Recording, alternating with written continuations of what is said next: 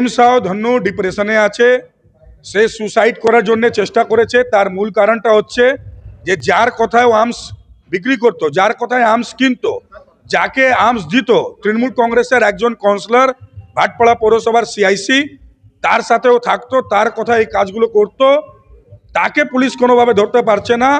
তার মনে একটাই কথা চলছে যে যার জন্য করলাম সে বেঁচে আছে, আর আমি জেল খাটবো, তার জন্য সুসাইড করার চেষ্টা করেছে। আমার এটাই মনে হচ্ছে। একদম, ধনু তো তৃণমূল কর্মী, সেই সিআইসি কাউন্সিলর সঙ্গে তো তৃণমূল করতো।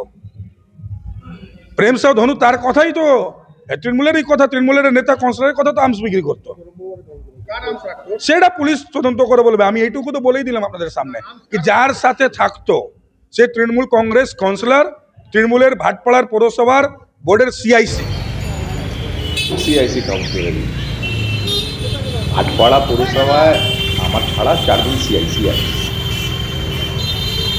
অনেকগুলো কাউন্সিলর আছে। যিনি অভিযোগে লাগিয়েছেন ওনার দম যদি থাকে নাম নিয়ে বলুক। ভাটপাড়া পৌরসভাতে অনেকে আছে, যতদূর আমি জানি এই নামে তৃণমূল কংগ্রেসের কোনো কর্মী আমাদের চেনা জানা নেই।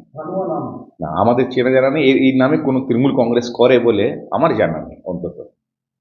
আর ভাটপাড়া পুলিশ খুব ভালো কাজ করছে, অনেক আর্মস রিকভারি হয়েছে। আমি সাধুবাদ জানাই, ওনাকে শুভেচ্ছা জানাই।